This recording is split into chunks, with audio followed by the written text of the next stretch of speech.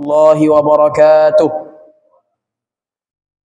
الحمد لله الذي جعل الليل والنهار خلفة لمن أراد أن يذكر أو أراد شكورا، والصلاة والسلام على رسوله المنير وعلى آله وأزواجه ومن تبعهم بإحسان إلى يوم البعث ما دخله القبور. أما بعد، يا أيها الذين آمنوا اتقوا الله حق تقاته ولا تموتن إلا وأنتم مسلمون. يا أيها الذين آمنوا اتقوا الله وقولوا قولا سديدا يصلح لكم أعمالكم ويغفر لكم ذنوبكم ومن يطع الله ورسوله فقد فاز فوزا عظيما. Hadirin bapak-bapak, para jamaah salat maghrib Masjid Nur As-Sa'adah. Berangkat dari nama masjid ini, kita meminta dan berdoa kepada Allah Subhanahu wa taala, semoga kita semua diberikan as-sa'adah itu, kebahagiaan itu di setiap kita melangkahkan kehidupan kita di dunia ini, dan as-sa'adah tentu kita dapatkan tatkala kita beribadah kepada Allah Subhanahu wa taala dan menelusuri jalan-jalan yang diridhoinya.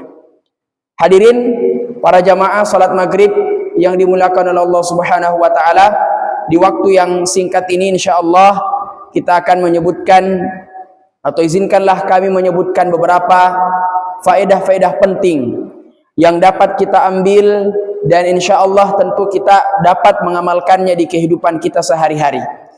Sebagaimana telah disebutkan oleh Ustadz kita bahwa kita akan menyebutkan tentang pentingnya kita belajar agama dan pentingnya untuk kita senantiasa memperbaiki kedekatan kita dengan Allah Subhanahu wa taala dengan Al-Qur'an. Kata Allah Subhanahu wa taala, "Dhaharal fasadu fil barri wal bahri bima kasabat aydin nas." Sesungguhnya telah muncul begitu banyak kerusakan yang terjadi baik di lautan maupun di daratan. Dan tentu kerusakan itu disebabkan oleh kebodohan dan disebabkan oleh jahilnya manusia terhadap apa yang Allah ciptakan di dunia ini. Dan bima kasabat aydin nas, disebabkan karena tangan-tangan manusia. Maka dari sini para jamaah yang dirahmati Allah Subhanahu wa taala, kita dimotivasi oleh Allah Subhanahu wa taala untuk senantiasa belajar, untuk senantiasa menuntut ilmu, ya, untuk senantiasa beribadah kepada Allah Subhanahu wa taala. Dan tentu jalan yang paling dekat untuk kita beribadah kepada Allah Subhanahu wa taala, kita salat, kita ruku, kita sujud, kita puasa, kita sedekah, kita zakat, adalah dengan mempelajari ilmu agamanya. Dan ini tatkala seorang hamba cinta kepada Allah Subhanahu wa taala, cinta kepada sesuatu, maka hamba tersebut akan selalu mencari jalan-jalan yang dimana hal tersebut disukai olehnya. Maka begitupun dengan kita, tatkala kita cinta dengan Allah Subhanahu wa taala, cinta dengan Rasulnya sallallahu alaihi wa ala alihi wasallam, maka tentu kita harus senantiasa mencari jalan-jalan yang diridhoinya, jalan-jalan yang dicintainya. Dan di antara jalan yang dicintai oleh Allah Subhanahu wa taala, dicintai oleh Rasulnya sallallahu alaihi wasallam dan para sahabat, adalah dengan jalan menuntut ilmu agama. Begitu banyak jamaah yang dirahmati Allah Subhanahu wa taala, fadail, keutamaan-keutamaan yang disebutkan oleh Allah Subhanahu wa taala tentang menuntut ilmu, tentang belajar dan seterusnya. Makanya di antara orang-orang yang diberikan kemudahan jalannya kepada surga Allah Subhanahu wa taala, yang dimana kata Nabi sallallahu alaihi wasallam, Allah Subhanahu wa taala berfirman menyampaikan tentang surga itu. Kata Allah Subhanahu wa taala dalam hadis qudsinya, "Ma la 'ainun ra'at wa la udhunun sami'at wa la khatara 'ala qalbin bashar." Surga itu yang tidak pernah disaksikan oleh mata kita, tidak pernah didengar oleh telinga kita, dan tidak pernah kita pikirkan atau tidak pernah terlewat dalam benak kita. Bagaimana surga Allah Subhanahu wa taala, jannatin tajri min tahtihal anhar, yang di bawahnya ada sungai-sungai yang mengalir. Kalau kita saja tinggal di sekitar Danau Tempe, baru bangun melihat suasana yang begitu indah, betapa sejuknya dan tenangnya hati kita. Apatah lagi kalaulah kehidupan abadi kita dimasukkan ke dalam surga Allah Subhanahu wa taala. Dalilnya apa? Kata Nabi sallallahu alaihi wasallam dalam hadisnya yang diriwayatkan oleh Imam Ibnu Majah, Nabi sallallahu alaihi wasallam bersabda, "Man salaka tariqan yaltamisu fihi ilman, sahalallahu bihi tariqan ilal jannah." Barang siapa yang mencari jalan, artinya kita mencari jalan-jalan yang Allah ridhai. Yaltamisu fihi ilman, jalan itu adalah menuntut ilmu, mencari ilmu agama yang dimaksudkan tentunya. Yaltamisu fihi ilman, sahalallahu bihi tariqan ilal jannah. Barang siapa yang mencari jalan, di mana jalan tersebut mencari ilmu, Allah akan dekatkan jalannya menuju surga. Ya. Allah Subhanahu wa taala memberikan kepada mereka yang mencari jalan ilmu dengan surga Allah. Ya. Kenapa ilmu? Ketika seseorang mencari jalannya didekatkan dengan surga, karena dengan ilmu, karena dengan kita belajar, kita tahu mana yang salah dan mana yang benar, mana yang hak dan mana yang batil, mana sesuatu yang mengantarkan kita kepada surga dan mana sesuatu yang mengantarkan kita dan mendekatkan kita kepada neraka Allah Subhanahu wa taala. Dan juga orang-orang yang belajar. Kenapa pentingnya kita belajar, jamaah yang dirahmati Allah Subhanahu wa taala? Untuk mengangkat sesuatu yang kita tidak tahu menjadi sesuatu tersebut kita ketahui. Dengan kita menuntut ilmu, kita tahu hakikat ibadah yang kita lakukan. Dengan kita belajar mendapatkan ilmu agama, kita bersemangat dalam beribadah. Kenapa kami katakan semangat dalam beribadah? Karena ketika kita sholat wajib, kita tahu pahalanya 27 derajat dibandingkan orang yang sholat sendirian. Kalau kita tahu tentang pahala orang yang bersedekah, maka kita akan semangat. Kalau kita tahu keutamaan orang yang melaksanakan sholat sunnah, sholat rawatib, ba'diyah, au nafilah, dan seterusnya, kita akan semangat dalam melaksanakan ibadah. Maka inilah pentingnya untuk kita belajar, jamaah yang dirahmati Allah Subhanahu wa taala. Kemudian Allah Subhanahu wa taala juga menyebutkan dalam Al-Qur'an, dalam surah Al-Mujadalah, Allah mengatakan, yarfa'illahu alladhina amanu minkum walladhina utul ilma darajat. Allah akan mengangkat derajat, artinya memberikan manzilah, memberikan kedudukan kepada mereka yang berilmu. Jangan kita terpesona dengan orang kaya. Jangan kita terlalu iri dengan orang kaya, orang yang memiliki harta yang begitu banyak, memiliki kekayaan, memiliki handphone yang mewah, rumah, mobil, dan seterusnya.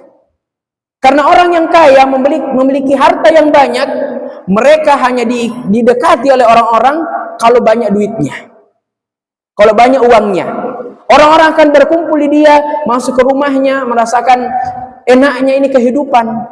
Tapi kalau dia orang yang menuntut ilmu, orang yang berilmu, sekalipun dia miskin, dia akan didekati, dia akan dikerumuni. Karena apa? Karena ilmunya, bukan karena hartanya. Meskipun orang ini, si alim ini tidak memiliki harta sebagaimana orang-orang kaya pada umumnya, tapi dia akan selalu didekati, selalu minta ilmu, minta fatwanya. Allah akan apa? Mengangkat derajat mereka yang belajar, mengangkat derajat mereka yang menuntut ilmu syar'i.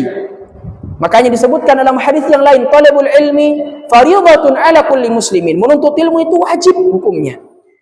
Wajib di sini kepada semuanya, baik dia anak-anak, baik dia remaja, baik dia dewasa, baik dia orang tua, semuanya wajib untuk menuntut ilmu syar'i. Karena dengan menuntut ilmu, sekali lagi, kita akan mengetahui mana yang hak, mana yang batil, mana yang mendekatkan kita kepada surga, dan mana yang menjauhkan kita dari neraka Allah Subhanahu wa taala. Kemudian yang terakhir, pentingnya untuk kita senantiasa memperbaiki bacaan Al-Quran kita.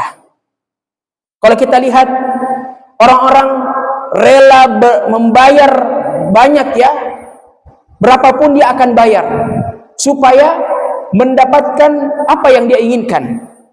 Contoh misalnya anak-anak kita yang mungkin akan kuliah, ada jalur-jalur undangan, ya, jalur-jalur seperti ini, kita rela berapapun baik biayanya, berapapun duitnya yang dia minta, kita akan kasih supaya apa? Anak kita ini bisa sekolah di universitas impiannya.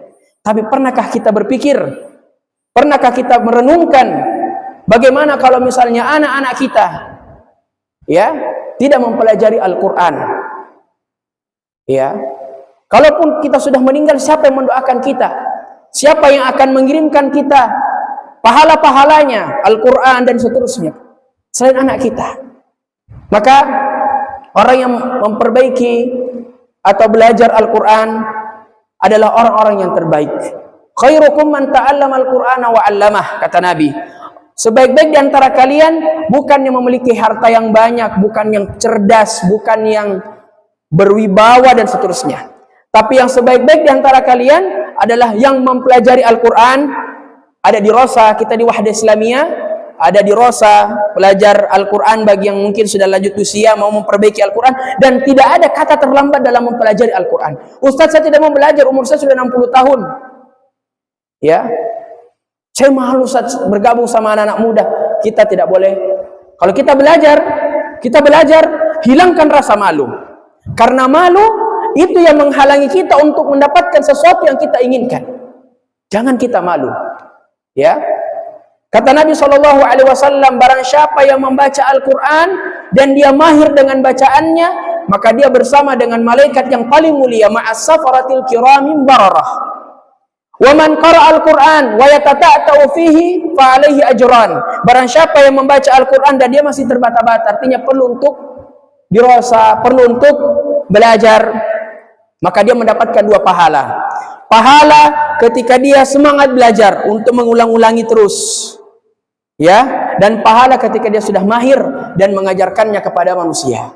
Maka hadirin jamaah salat maghrib yang dimuliakan oleh Allah Subhanahu wa taala, paling terakhir, maka kami mengajak diri kami pribadi dan juga jamaah sekalian untuk memanfaatkan waktu-waktu yang Allah berikan kepada kita semua ini untuk belajar, menuntut ilmu agama, menuntut ilmu yang paling mulia ini, ilmu agama. Dan tidak ada ilmu yang menandinginya selain ilmu yang mulia ini.